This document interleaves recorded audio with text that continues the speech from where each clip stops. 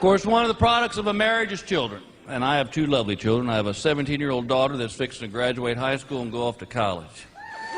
Dang. I tell you what, man, you want to talk about a slap in the face. That's when you walk on a college campus with your daughter and you catch some guy checking her out. Yeah. Then I realized it was a slap in the face. My wife got me checking out college chicks. Sorry. I'm a guy. Where were those girls when I was in college? My friend goes, they were there. Hey, I got the yearbook, my friend. My college yearbook looks like the program from the Yukonuba Dog Show, all right? And not even the winners, you know, just not ready for her to be so grown up, you know? God almighty, you know, these girls now, they're wearing these jeans that are cut down. God, one sneeze, the surprise is out.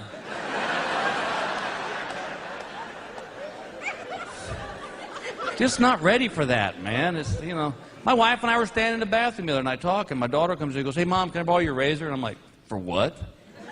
She goes, I want to shave my legs. And I go, why? Ain't nobody going to be touching them.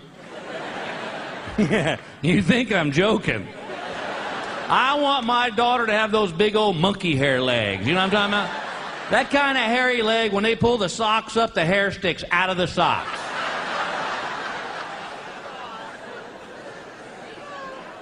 I'm just not ready for her to be so grown up, man. I'm still getting over just a few years ago when I was coming home from my son's baseball practice. My cell phone rang. It's my wife. She goes, hey, are you on your way home from practice? I said, yeah. And she goes, stop off the drugstore, pick your daughter up some pads. I'm like,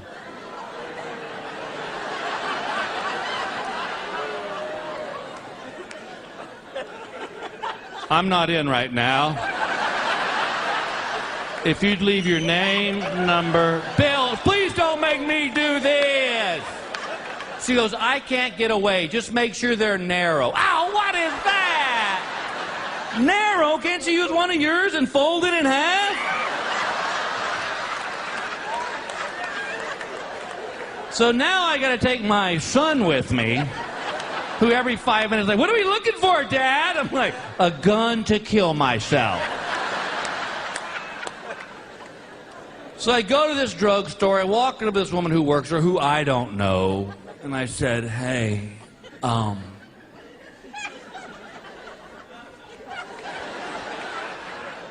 listen, do you have any, and if you don't, it's cool, any little girl?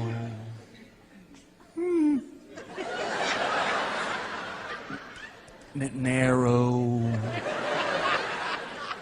pads. The woman said, are you her father? No, princess, I'm on some kind of sicko scavenger hunt.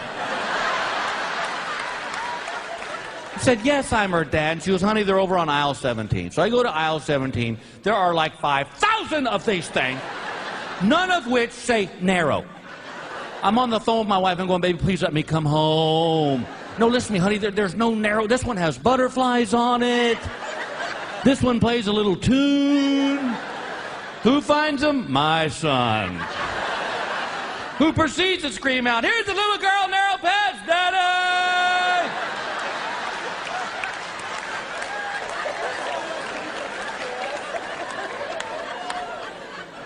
Thank you, son. Listen, honey, I don't think they heard you in Scotland. I bought 2,600. She's just grown up on me, man. She's a woman. She's Scotch. She's smart. She took her SAT scores. Didn't take the pretest. Stayed out till midnight the night before. 1390. Now, I tell you that for two reasons. One, to brag. And the other to tell you, she wants to retake the test. I go, what are you, stupid? If I'd have scored 1390 on my SAT scores, I'd have spray painted it on the side of my car. The SAT score right there, partner. I wish my SAT score had 4 digits in it that equal 13.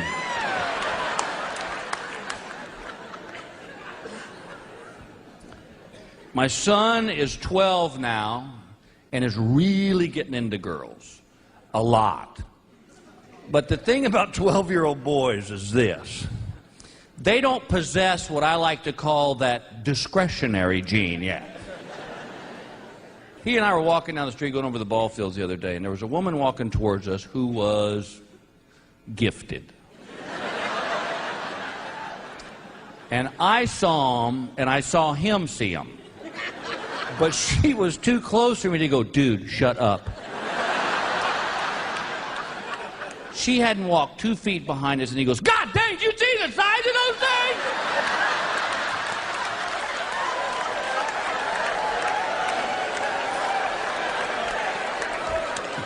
Good boy.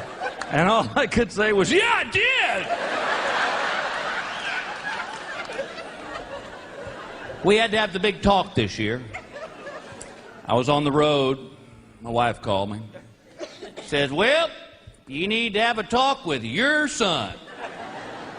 Which I find incredibly amusing, that when he's in trouble, I have sole ownership. And I said, what happened? She goes, well, him and his friends were on the internet, and they pulled up one of those sex sites. And I was like, oh, Lord. All right. I said, baby, did you write down the name of the site? Just for reference? She's like, shut up. And I knew this talk was coming, and I wanted my talk with my son to be a little more informative than my father's talk with me was. I don't know about the rest of you fellas. My dad and I didn't even have a talk till I finally cornered him one night. I said, Dad, when are you going to tell me about sex? I'm 30. But I also know this, that kids today are a lot more informed than you and I were. And we were more informed than our parents, but what these kids know today is scary. So I sat him down, I said, look, son, we need to have a little talk about the birds and the bees. And I said, but I know that you and your buddies have already chatted about this, so why don't you do this? Why don't you tell me what you think you know, and I'll just fill in the blank spots. Which seemed rational, till 30 minutes later. I'm sitting there with a pen and a pad of paper going, they'll do that? Just gotta ask, huh? Who knew? Now, if you've got a young man at your house around that age, you know this, that they think they know everything. And what happens when that world meets the world that's still naive, it can make for some of the funniest stuff you've ever seen in your life. And you've all had that. If you've got kids, you've had that moment where you've got blood in your mouth because you're biting your lip because you cannot laugh. And during our little chat, one of these moments arrived.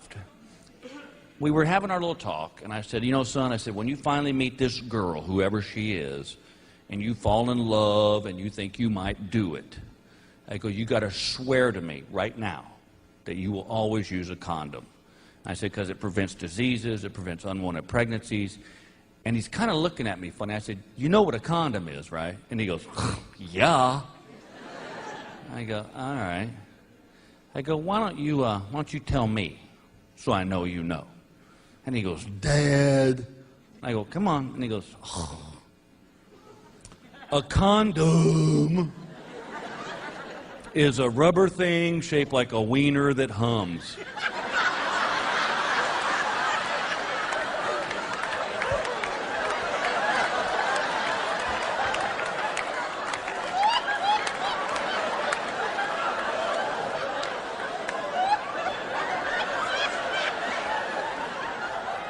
You've been in Mama's sock drawer, haven't you?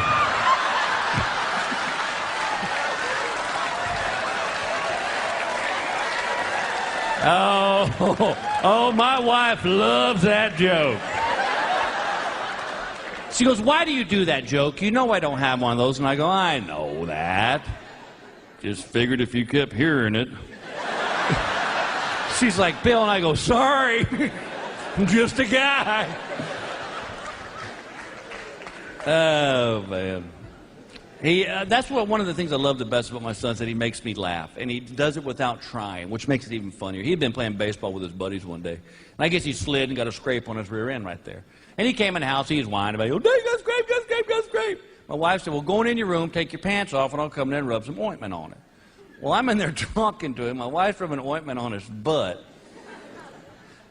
and he farted.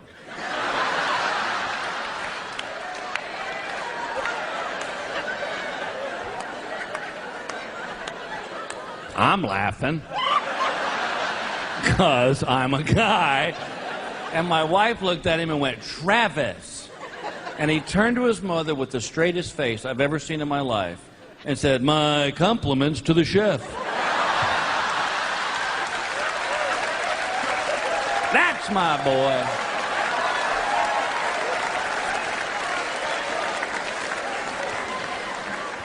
Every year we take a trip across country going back to the ranch, and just me and my son. It's our time to be buddies or dad and son, whatever the situation might call for. And so I didn't know this, but apparently across this country there has been this popularity of topless steakhouses popping up.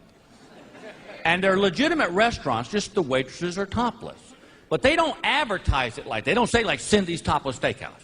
It just says Cindy's Steakhouse. So we're we're driving across country, and it got to be about dinner time, and I said, son, you getting hungry? He goes, yeah. And I go, hey, look, there's a steakhouse. So we pull in the steakhouse. We walk up to the hostess, who's fully dressed, and she goes, can I get you gentlemen a table? I said, yes, ma'am, that'd be nice, just two of us. She seats us at our table.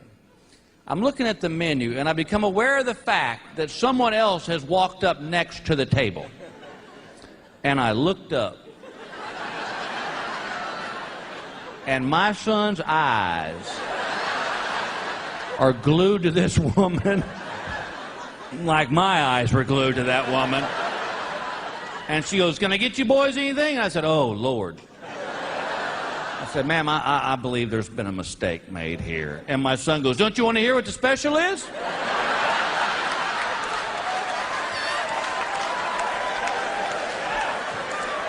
Honey, I believe we're looking at the special. And he goes, well, we could split some. I'm like, shut up. Boy, all the way across that parking lot, I was like, if your mama asked where we had dinner, we went to Burger King. He goes, there's no boobs. I go, that's right, there are no boobs at Burger King. He goes, how was your steak? I said, great.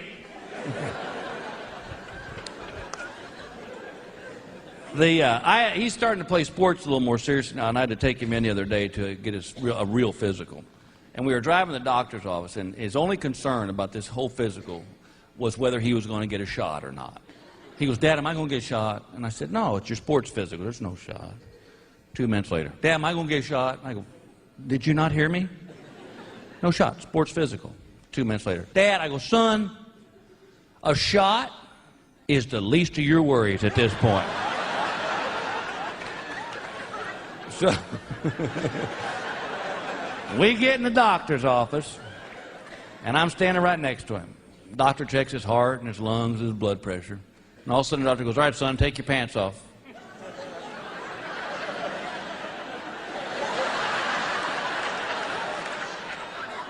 What'd he say? He wants you to take your pants off. Why? It's just part of your sports physical, son. We wear pants in sports. Just take your pants off.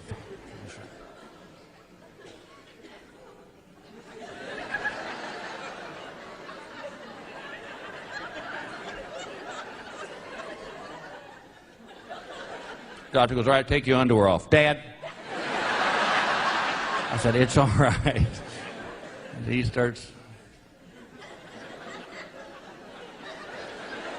Am I in trouble for something? Just take your underwear off.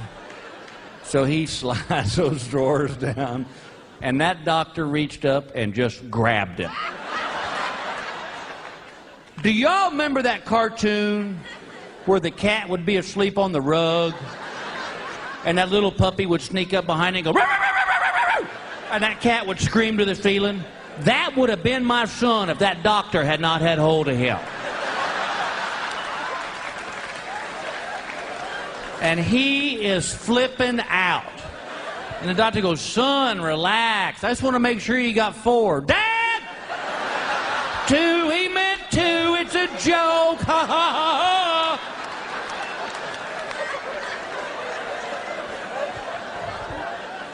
So the doctor's got hold of him, and he goes, all right, son, cough. And my son goes, and he said, no, boy, cough. And he goes, I forgot how!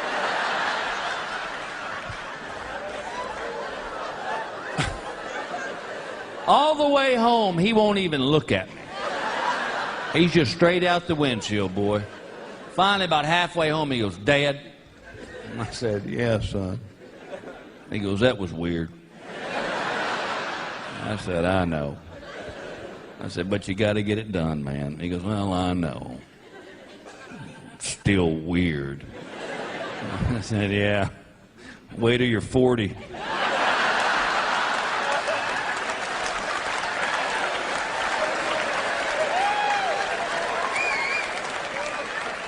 What happens then? You see this finger, son?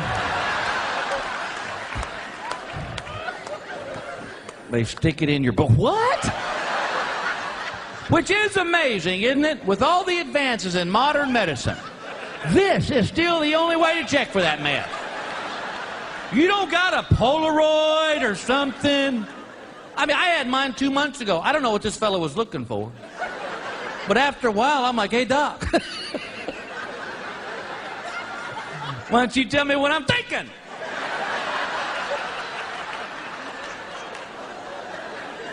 And he's like, why? And I said, because you're touching my brain, that's why. Jeez, that's my cerebrum there, E.T. If you're checking for cavities, got a dentist, thanks. And they use that stuff, that... It's like axle grease, isn't it, fellas? You can't wash that mess off with lava soap and a SOS pad. And my doctor wants to talk to me while he's doing it. Shut up! Just do me, then we'll chat, all right?